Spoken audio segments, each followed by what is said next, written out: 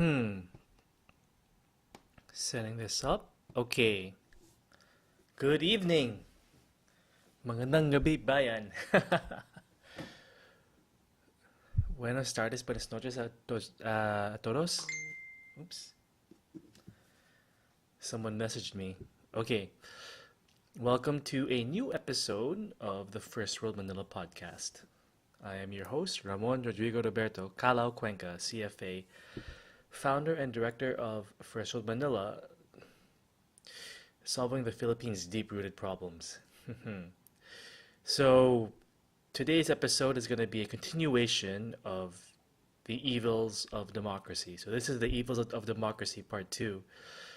Um, I wasn't planning originally on doing another episode on this, but I sort of kept thinking about after I did the previous podcast about uh, bureaucracy before democracy and William Howard Taft and everything. I did a lot of thinking, like, okay, now that we recognize that this could be a problem, a deep-rooted problem in our society, what would we do to solve it? So that's what this episode's about. Okay, so just a quick recap of what I talked about last week. Basically, um, regardless of who becomes president or who becomes senator or whatever, generally speaking, the Philippines has had a problem of really getting things done over the long term. Sometimes it feels like we're going one step forward and one step back. And even issues that in the political economy that many seem to agree on, it's very hard to get these things done for so many reasons. Um, so one of which, for example, is like infrastructure. So I've actually pulled up. I'm actually going to give some examples in this episode um, about things not getting done. Um, so here's one headline. Oops. Let's see. Someone close this ad. Okay. Duterte warns DPWH Secretary Mark Villar over delayed failed projects. So, it was in July of last year. President Rodrigo Duterte on Friday said he will hold Public Works and Highway Secretary Mark Villar accountable for delayed and failed projects. So that's just one example. Um, this is from GMA News Online. Here's another one on the same issue about DPWH. So this is obviously the highways and everything. When we obviously need these infrastructure projects going to make sure that for lots of reasons, declogging the metro maybe, making it easier to do business, etc., etc. Okay. DPWH under Duterte. Corruption, politics, slippage mar many projects.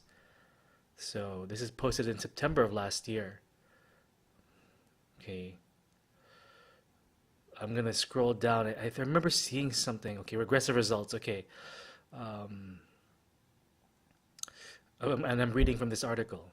But contractors, current and former officials, procurement experts, and affected citizens interviewed by PCIJ have separately offered guarded to cynical prognoses about build, build, build.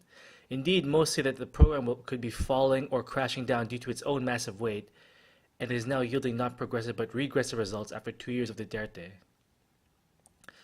Not surprisingly, they also say that corruption remains a formidable feature in many of the projects that are supposedly aimed to improve the lives of people. So, basically, even if we try and get things done, even if we pass these laws, it's a question of execution, which is why what we were discussing last week was about having a bureaucracy that's sort of insulated, or that is insulated as much as possible from politics. And what we talked about last episode was that historically, for countries that have had sort of a bureaucracy before political before um, elected mass politics, like the countries have seemed to do better. Um, and we talked about how before many of these countries became democracies, many of them were monarchies that had survived several several decades or generations, in large part because they had an efficient bureaucracy that gets things done. So if you can imagine, if you're like a king or a queen or an emperor or an empress, and you want to, I don't know, defend your land or take over someone else's land, you don't just need a strong army. It's the whole, it's everything. There has to be an efficient bureaucracy to make sure that things are done. And for these countries, for example, in the West, for example, they've grown past the strength of these monarchies, whether through reform or revolution. They still keep this tradition of relatively insulated bureaucracies or civil services to the benefit of society under when they do become democracies. So that's basically, in a nutshell, why what we talked about last week. All right. So I kept thinking, well, if we know this is a big problem, then how can we solve it? So I did some basic Googling, and I came up with something very interesting. So I'm showing you here, for those of you who are listening on podcast, this is a document from the United Nations. Apparently, in what year was this? 2003. This was the 11th International Anti-Corruption Conference Workshop Report, Workshop 3.4, Depoliticizing the Civil Service. It's a very interesting read. I highly suggest you read it. But basically saying, here, I'm going to read some stuff. All right. For administration, the historical trend, particularly in Western democracies, has been a move away from part-time, politically affiliated administrators to professional career civil servants. However, many countries, particularly developing and middle-income countries, experience periods of ebbing and waning politicization of the civil service. The way in which the governing and administrative elites work together affects government performance as well as citizens' perception of the quality of public institutions in upholding public interest. So basically, yeah, I mean, that's sort of self-explanatory. All right. So here are some of the conclusions of what this workshop came up with. So Jeffrey Shepard, I guess he's someone in the conference, elaborated that there are three major obstacles to reform in developing countries. First, public employment as a welfare policy. So basically, you're sort of getting a living wage in government. Many, if not most, developing countries are politically forced to use public sector employment as a form of welfare policy. This in turn leads to fiscal pressures which drive down civil servant wages and make it difficult to employ qualified people. Basically, it's not performance driven. That's generally a problem. The OECD countries faced much less pressure at a comparable stage of development. That's interesting. Second is politicization of, and in parentheses, corruption in senior appointments. When democratic controls are not in place, when electors cannot exert enough control over governments, and when rules to insulate and professionalize the civil service, if they exist, are overridden, politicians are able to have public officials act in private or party political interests. Sound familiar? Third, an insufficient national pool of human resources. In poor countries where education levels are low and private sectors are underdeveloped, the pool of human resources is not enough to provide qualified public servants. All right. So there are some reform options in the short term that this article states. I'm not going to go through them now, but it's interesting because after towards the second half of this paper, at least when they're talking about middle income countries or developing countries in general, it says here. I'm going to read this passage here. However, he, which is one of the researchers, observed that our knowledge of the depolitization process and institutional arrangements for managing political appointments is still limited, which basically means they don't have any long-term answers either. Yeah, because basically what it goes down to, in my point of view, is that developed countries didn't have to face this problem because they had monarchies with functioning bureaucracies that weren't tied down by politics or partisan politics because you're basically serving a monarch, right? So it's a very difficult thing. How what a country like the Philippines, which was born out of colonialism and became a democracy probably earlier than it should have, now has to face. This is a challenge that we have, and this is a much more deep-rooted problem that we have to identify and we have to acknowledge and solve. So, um, theoretically, I did more thinking about it. Theoretically, the one way to solve this problem would be to have an independent, impartial, and well run or an efficient judicial system, right? Because theoretically, they are not beholden to anyone's politics, and they want to, and the judiciary would want to work for the good of the country. If only that were true in our case. I don't want to, you know, I mean, if you look at our judicial system, and I talked about this before in one of my earlier podcasts, like, was there ever really a strong respect for law? Because it's gone, this has actually gone back to even to Spanish times with us. That the law, the sense of the impartial rule of law wasn't always really there. Even, I mean, in general, and of course there are people who, on an individual basis, who really believe in it, but it's hard to implement here because there's been no tradition of it. And whatever you know, in recent years we've seen the Corona and Sereno and all these things like, it's become very political, and the of all things, the judicial branch should not be politicized. Um, so I mean, another ad. I don't want to watch that Kingdom. Um, there are some talks about judicial reform. There always is, but hopefully it happens. I'm not holding my breath. Um, let's see. Here's another one. This one's from last 2017. Mm. So here we go. I'm just going to read from this one editorial from Philippine Star, Judicial Reforms, November 29, 2017. Uh, Besides promoting accountability, the three branches of government should consider working together to improve the administration of justice in general. The inefficiency of the Philippine justice system is a serious hindrance to national development and one of the biggest disincentives to job-generating investments. It's true. Inadequate resources, corruption, and inefficiency contribute to this sorry state of affairs. The inefficiency is partly due to the failure to institutionalize a merit-based system of appointments and promotions in the judiciary and prosecution services. Politicians, religious, and other special interest groups want a say in the appointment and promotion system, with qualifications taking a back seat. Does this sound familiar? You see where this is all going, right? Okay.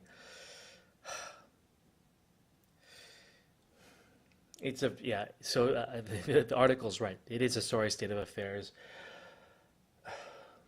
And it's sad too because again, like, at the end of the day, like, who's really running this country? You could say the politicians, but who votes them in? It's the masa. So in a way, the masa runs this country, which is why we shouldn't have gone democracy so early. Democracy before nation. If there's no sense of nationhood, in my opinion, democracy becomes populism and capitalism becomes corporatism. I'm going to repeat that, I think, in future episodes and elaborate on that. But keep that in your mind. Democracy becomes populism.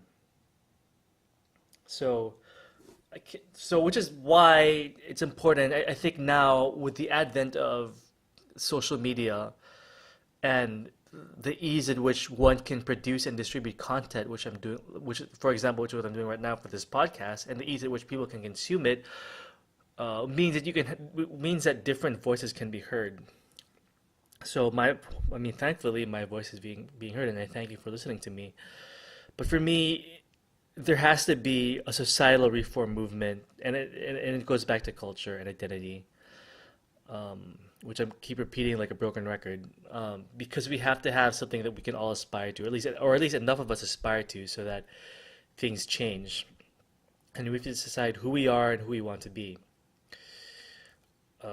And I'd like to have this sort of, I'd like to have a reform movement starting from the top down, starting from the people on the top of society, who are not politicians, by the way. So like the non-political upper classes, because they have the financial and cultural capital to change things. So I want to start there, and I want to build and draw upon our heritage and inspire people to really get a reform movement going. And it's important because, as I talked about last episode, there was a somewhat similar situation in the U.S. in the late 1800s, early 1900s, where the political system very much was like this. There was a lot of monopolies and oligarchies, and no one really had any strong party affiliation or very strong sense of duty to the nation. And unfortunately, we imported that type of politics into our country with William Howard Taft. But what stopped that was the reform movement that really gained steam. Excuse me, that really gained steam, and its figurehead eventually became Theodore Roosevelt, who was elected into. Apparently, he was an independent, and he was elected into the government as president, and he did a lot of reforms that turned out to be very lasting. And one of the things was professionalizing the civil service, depoliticizing it. So obviously there are some differences between our situation and the U.S. in the early 20th century. For one thing, we have the vote has been extended to a lot of people who in this country who are not educated. I think back in the U.S. it was well, I think only a very narrow sector of society could really vote. Um, so we have this this problem with the massa voting, and I'm not saying all of them are stupid or anything like that, but it's just they're just not they just don't have access to the same quality of education many of us have, um, and their concerns are more immediate, understandably so. So it's easy to fall to demagoguery in that situation. On the other hand, we have social media, and I know this doesn't sound like much, but it's something to start with. And I'd like to, I mean, my dream is to get a reform movement in that sense going, sort of a cult, a civic. I want to call it a quote unquote civic reform movement, starting from the top. So a civic reform movement among the upper classes, so we can generate at least the conditions for someone like a Philippine version of Theodore Roosevelt to come here and really change things as president, or as a group of senators who have power if we become a parliamentary system. Um, but you need someone who believes in this cause, but also appeals to the massa. That seems to be the only way. I mean, or that's one way. Another way would be to get people in the Supreme Court who believe in this, they really believe in the greater good of the nation and the impartial rule of law. That's one other way too. So you just need enough people from this movement who are in all, I guess maybe in all branches of government, whether it's executive, legislative, and judiciary, to do this. And I know many of you are shaking your head and thinking it can never be done, but if we don't try, it's 100% of not working. If we do try, let's say it's at least 50-50, the odds are slightly better. Um, but anyways, that's my dream over the mid to long term. Um, where was I gonna go with this? But yeah, I mean, you don't know too. Like, has anyone really tried to do this? I don't think anyone has. Like a civil service reform to promote impartiality for the greater good of the country. Nation building via the internet. It'll be a first in human history, so at least we can be the first in something and the pioneers in something, us Filipinos. Um,